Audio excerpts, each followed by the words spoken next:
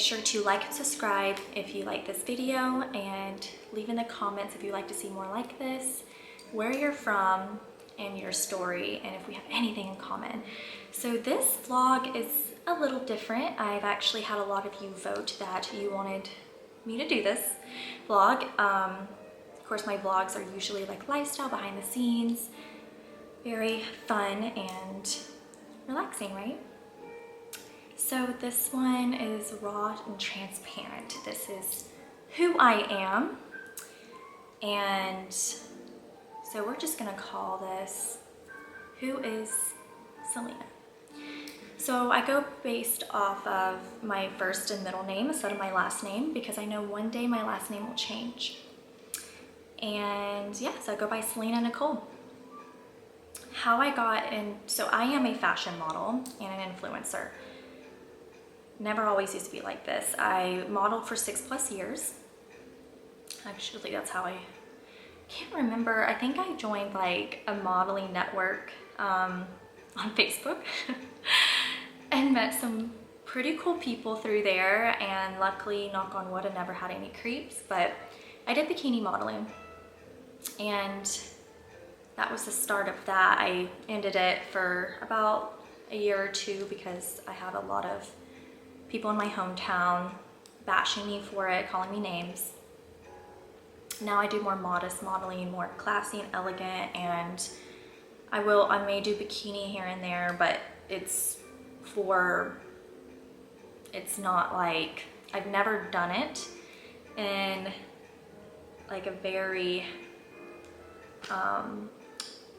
how would you put it? I don't know if you can say this, but sexy, like too sexy, right? Of a way, never done it like that. But as a Christian woman, I want to be more modest, and that's just who I am. That's where I feel comfortable, and I'm sticking to it because it's hard for short models.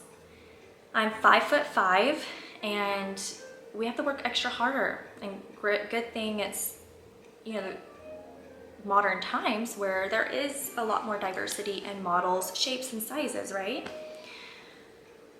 But it's not always easy.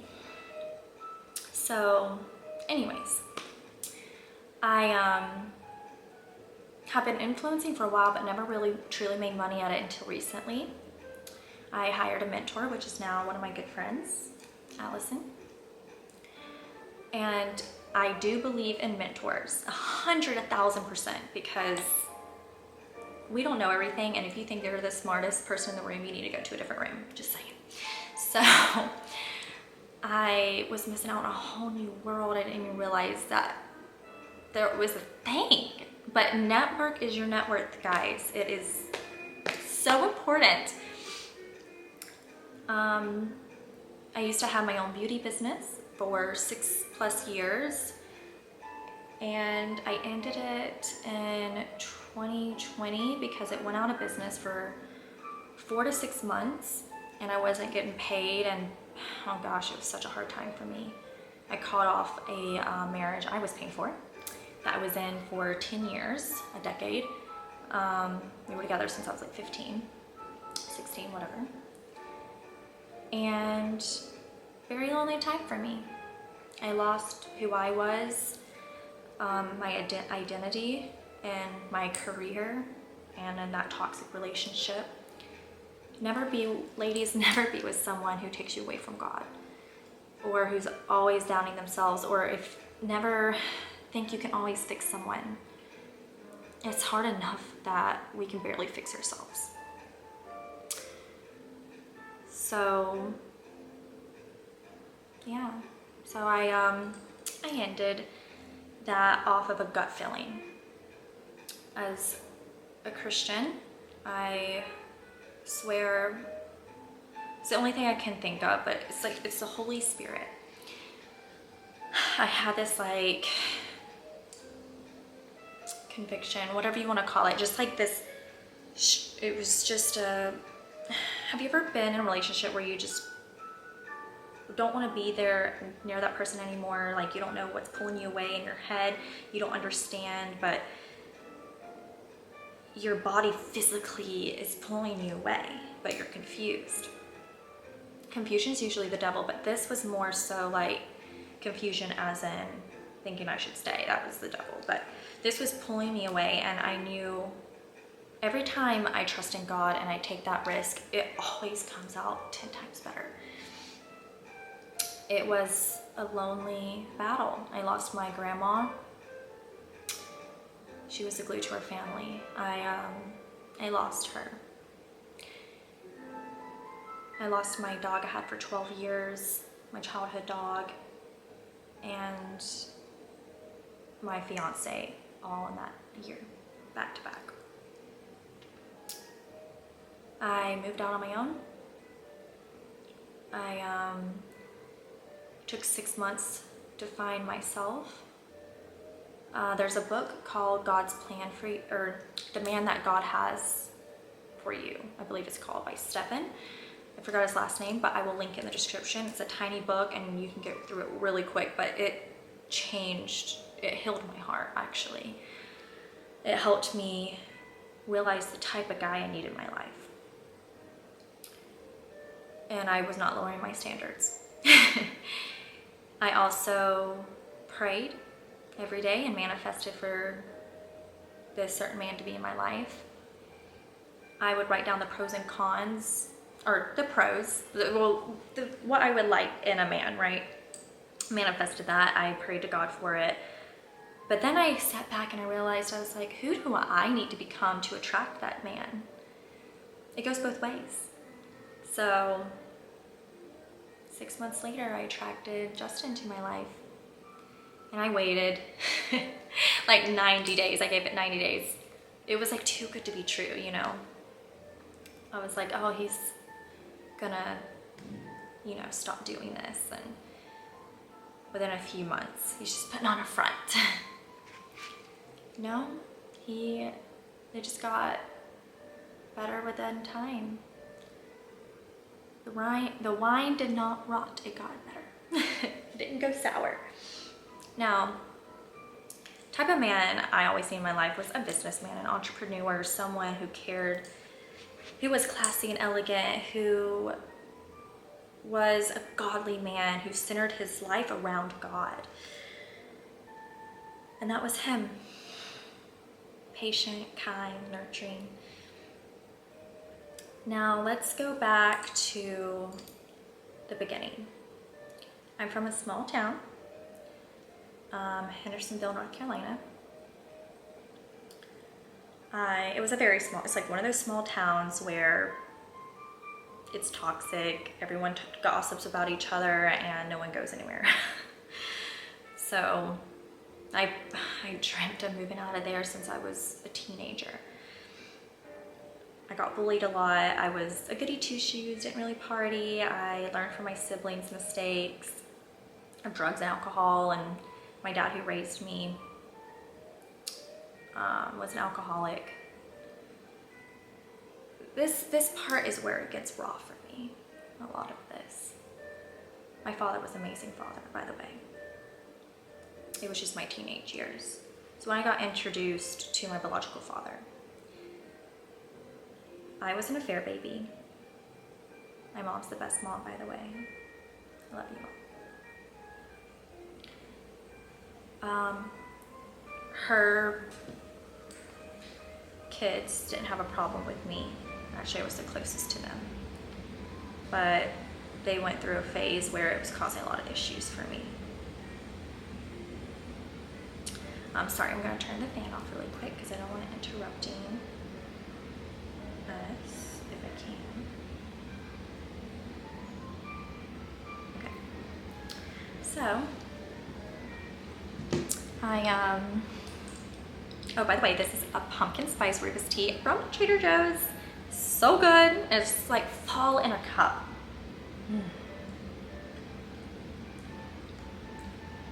All right, anyways. I have piano music playing in the back and drinking some tea. That's just my vibe. So, anyways, my biological father's children are not fond of me because I am an affair child. I was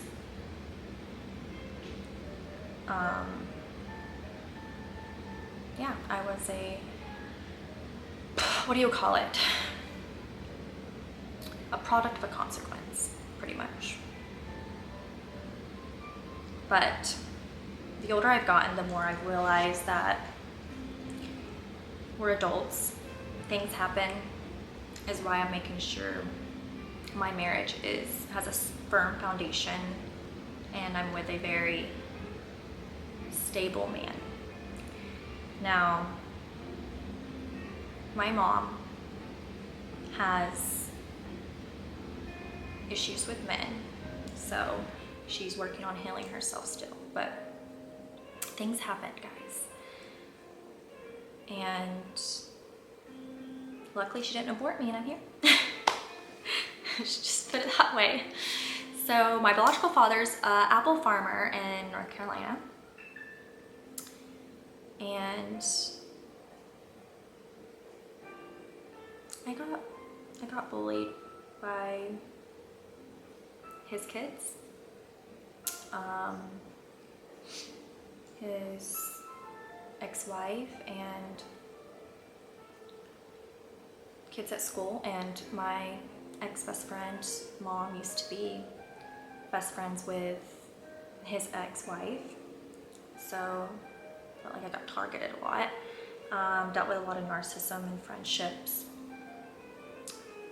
Girls trying to copy me, pretend to be my best friend, hair, contacts to match my eyes, my hair, and steal my clothes, boyfriends, friends. You can have any friends but them, right? And the only drama I ever had in my life was that. Other than that, I was a goody two-shoes, and I put my head down in school and just wanted to get out of there. I don't think like the popular girls didn't really like me, and I think it's because I didn't party and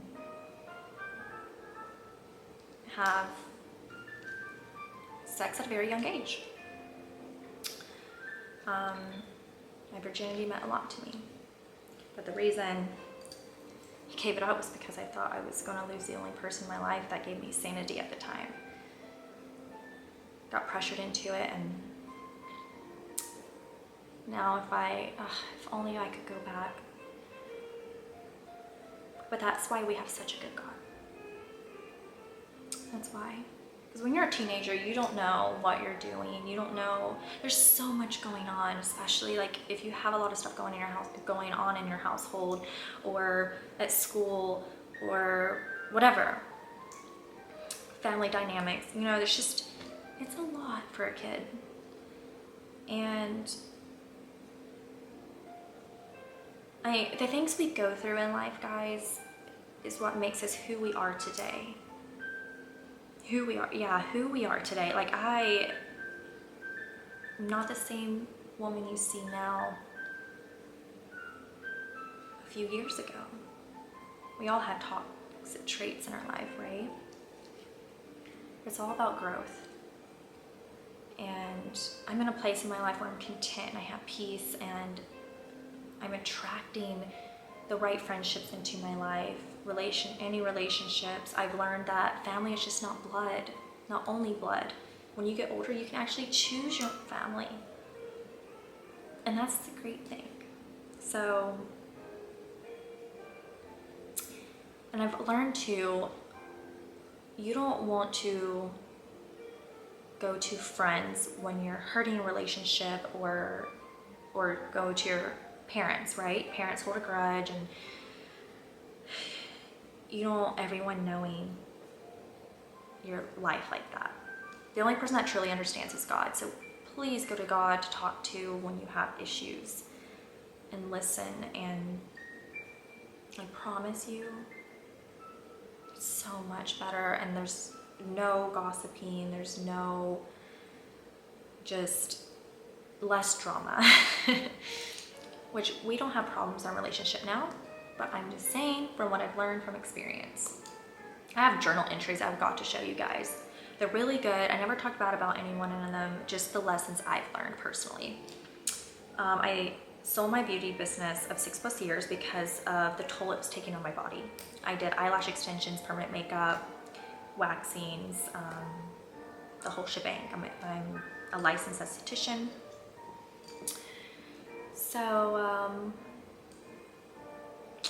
once I met my boyfriend now, it's kind of like we just knew, which was so strange. We talked about everything from like our morals and what we want in a relationship, how many kids, and marriage all the time. We talk about all the time. But when you know, guys, and you don't have to force it.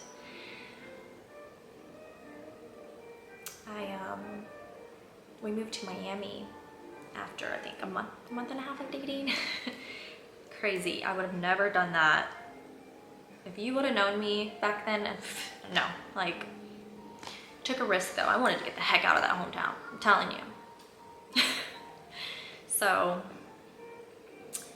I sold a lot of my stuff. I sold my business, and he promised my daddy to take care of me, and off to Miami we went. I'm telling you, if you just trust in God though, you'll always be taken care of. You always have everything you need. And every time, like I said, I've taken a risk, it's always been 10 times better. Wow, my life changed when I did that. The networking opportunities, I met some of my lifetime best friends through that. The reason we we lived there for 2 years. I got back a little bit into modeling. I worked at Hochstein Med Spa. It was #1 med spa in Miami at the time. Lisa Hochstein, one of the Miami housewives of Miami.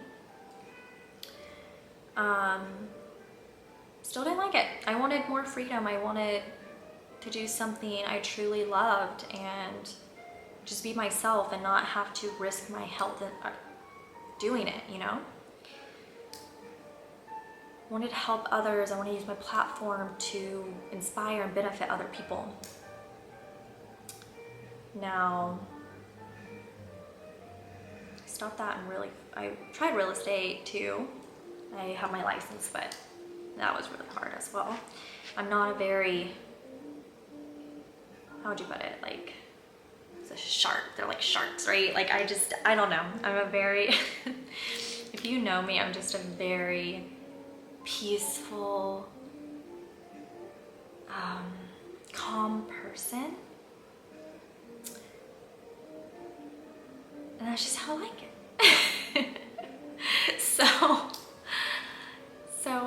Yeah. So